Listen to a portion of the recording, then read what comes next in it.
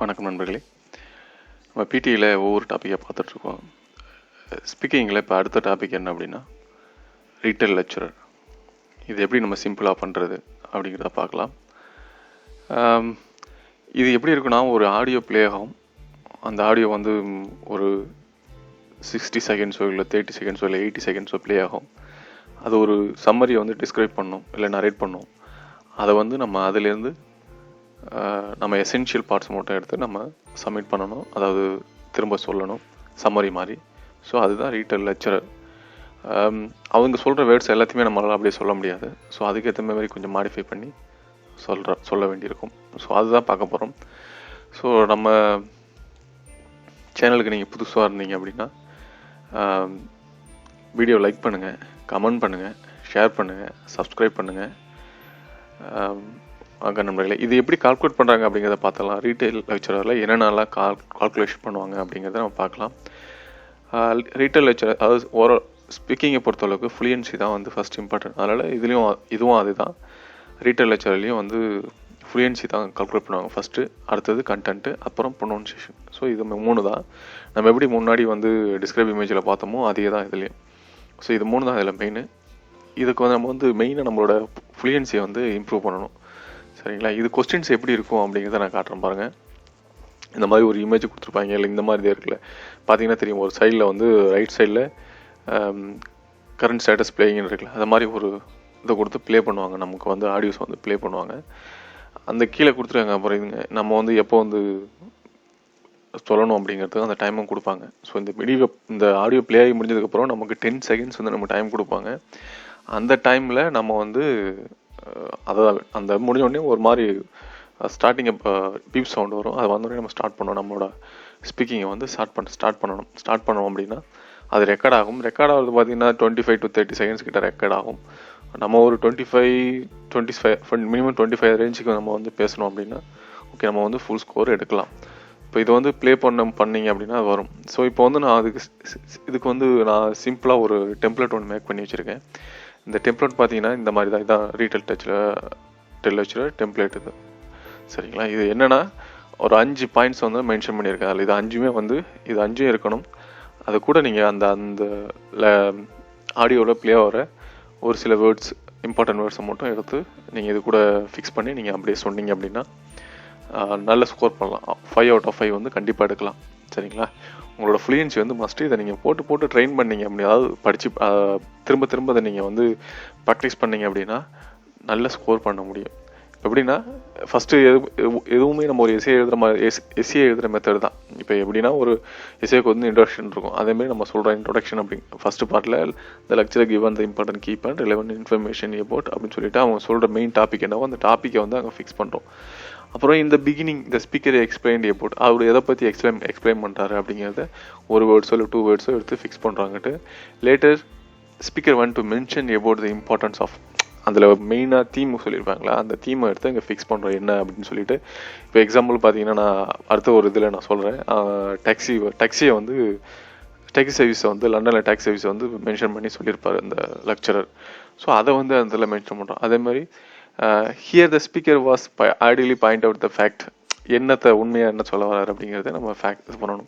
இது நீங்கள் அப்படி தான் ஃபிக்ஸ் பண்ணணும்லாம் இல்லை. பட் உங்களுக்கு என்ன அந்த அவங்க சொல்கிற வேர்டிங்ஸில் ஏதோ ஒரு வேர்டிங்ஸ் எடுத்து ஃபிக்ஸ் பண்ணி நீங்கள் அப்படியே சொன்னீங்கனாலே நல்ல ஓரளவுக்கு நீங்கள் ஸ்கோர் பண்ண முடியும். அடுத்து இன் கன்க்ளூஷன் ஃபைனலாக என்ன சொல்கிறோமோ அப்படிங்கிற ஸ்பீக்கருக்கு ஒரு art of relevant information about அந்த டாபிக் சொன்னோம்ல, ஃபஸ்ட்டில் எப்படி டாபிக் சொல்கிறோமோ அந்த டாபிக் அப்படியே ரிப்பீட் பண்ண வேண்டியது தான் 5வது சென்டென்ஸுக்கு. ஸோ இதில் வந்து 1, 5 டாபிக் ஓரியன்டாக இருக்கும். 2, 3, 4 இது 3 இடையில மிடில் வர கண்டென்ட்லேருந்து நம்ம ப்ளேஸ் பண்ணுற வேர்டிங்ஸாக இருக்கணும் அதில். சரிங்களா? இவ்வளோ தான் இந்த டெம்ப்ளேட்ஸ். இந்த டெம்ப்ளேட்ஸ் நோட் பண்ணிங்க. இந்த டெம்ப்ளேட்ஸ் வந்து நல்லா ஹெல்ப் பண்ணும், உங்களுக்கு நிச்சயமாக ஹெல்ப் பண்ணும். இல்லை உங்களுக்கு வேறு ஏதாவது டவுட் இருந்தால் அப்படின்னாலும் எனக்கு வந்து கமெண்ட் பண்ணுங்கள். நான் உங்களுக்கு கண்டிப்பாக ரிப்ளே வந்து நான் கொடுக்குறேன், உங்களுக்கு என்ன டவுட் இருந்தாலும். சரிங்களா? இப்போ நான் ஃபர்தராக இப்போ வந்து ஒரு நான் எக்ஸாம்பிள் ஒன்று சொல்கிறேன் பாருங்களேன். இப்போ இந்த இருக்கு பாருங்கள். இந்த ஆடியோ நான் ப்ளே பண்ணுறேன். இது வந்து எக்ஸாம்பிள் ப்ளே பண்ணுறேன் அப்படின்னா பாருங்கள். But we can really thank the Great Exhibition of 1851 for giving us the world's premier taxi service.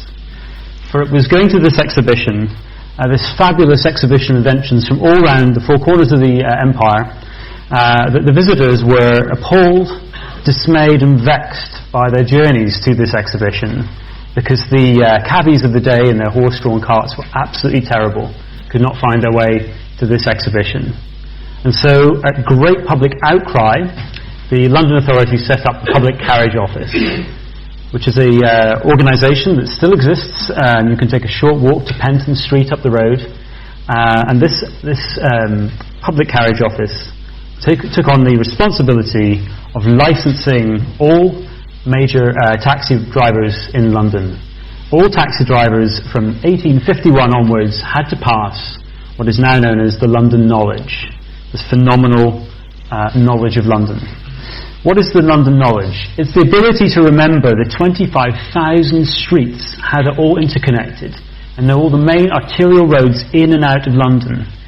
Cabbies need to know all this, plus 1,000 points of specific interest, cafes, bars, public offices.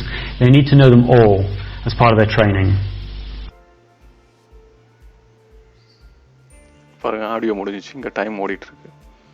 So இப்போ நமக்கு time இந்த கரண்ட்டாக பார்த்தீங்கன்னா recording இந்த டைமில் 10 second கொடுத்துருக்காங்க. So அதுக்குள்ளே நம்ம ப்ரிப்பேர் பண்ணிட்டு இதுக்கான ஆன்சரை நம்ம சொல்லணும். இதுக்கான ஆன்சர் நம்ம எப்படி நான் ப்ரிப்பேர் பண்ணி வச்சுருக்கதை எனக்கு சொல்கிறேன். நான் இங்கே பாருங்கள், இது அப்படியே படிக்க வேண்டியதான்.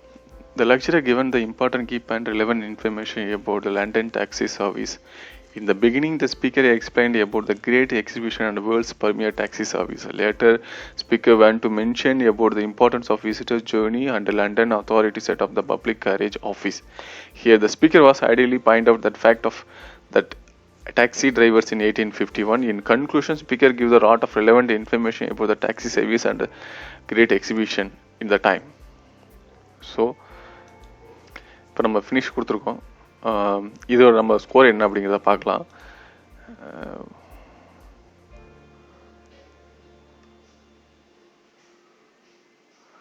எவ்வளோ லேட் ஆகுது ஸ்கோரு, பட் நான் ஓவராலாக சொல்லியிருக்கேன். நான் ஒன்றும் பெருசாக இது பண்ணலை. இந்த இடத்துல ஒரு கேப் இருக்குது, இங்கே ஒரு 2 கேப் இருக்குது. ஸோ அடையம் 3 to 4 அந்த ரேஞ்சாக வரும் ஃப்ளூயன்சி. இதை பார்த்தீங்கன்னா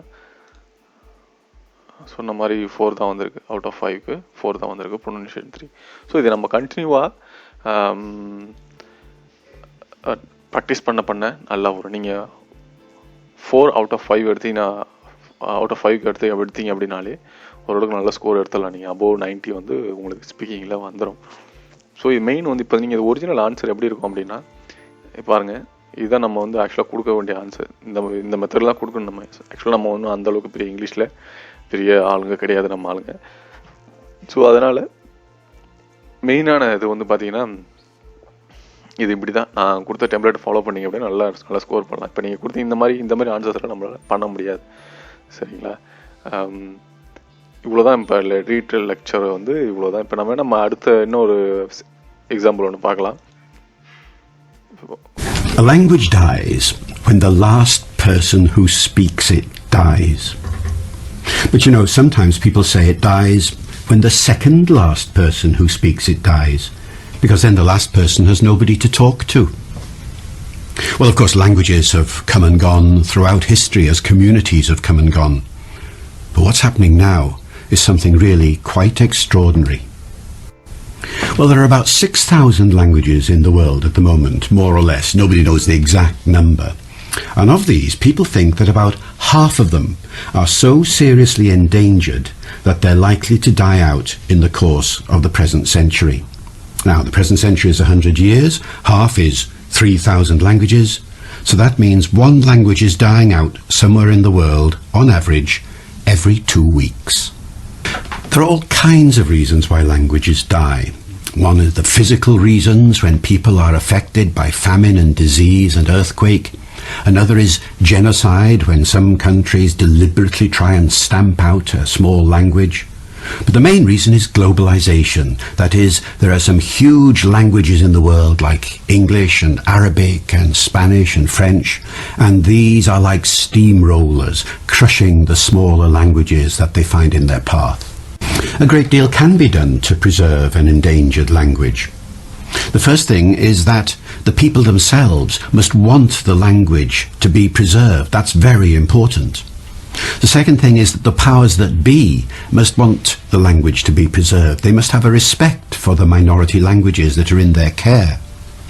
And the third thing that has to be there, of course, is cash. It costs quite a lot of money to preserve an endangered language. Think about it. You have to train the teachers, you have to write books for the children, and all that sort of thing.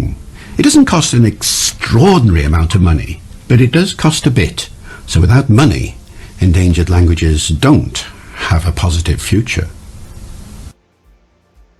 இப்போ முடிஞ்சிருச்சு. இதுக்கு வந்து நமக்கு வந்து 10 seconds time கொடுத்துருக்காங்க. So இதுக்கான answer நம்ம எப்படி பண்ணலாம் அப்படிங்கிறத பார்க்கலாம். நான் ஆல்ரெடி பண்ணி வச்சுருக்கேன், உங்களுக்கு நான் ஷோ பண்ணுறேன். இப்போ பார்த்தீங்கன்னா அந்த லாங்குவேஜ் எப்படி இதாகுது அப்படிங்கிறத சொல்லியிருக்காங்க. ஸோ அது எப்படி படிப்போம் அப்படின்னா, the lecturer given the important key point relevant information about the language are disappearing. In the beginning, the speaker explained about the urbanization and globalization. Later, speaker went to mention about the importance of moving to urban areas. Here, the speaker was ideally point out the fact speaking global language. In conclusion, speaker gave a lot of relevant information about the many language are disappearing. இந்த மாதிரி நம்ம படிக்கணும். So இப்போ நீங்கள் பார்த்தீங்கன்னா தெரியும், இதெல்லாம் permanent.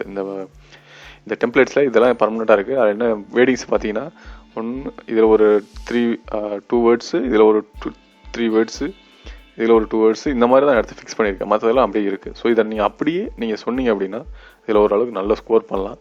So இப்போ நான் அந்த இதில் ஓடிட்டு அந்த இதை பார்த்தீங்கன்னா எவ்வளோ நமக்கு ஸ்கோர் வந்திருக்கு அப்படிங்கிறத பார்க்கலாம்.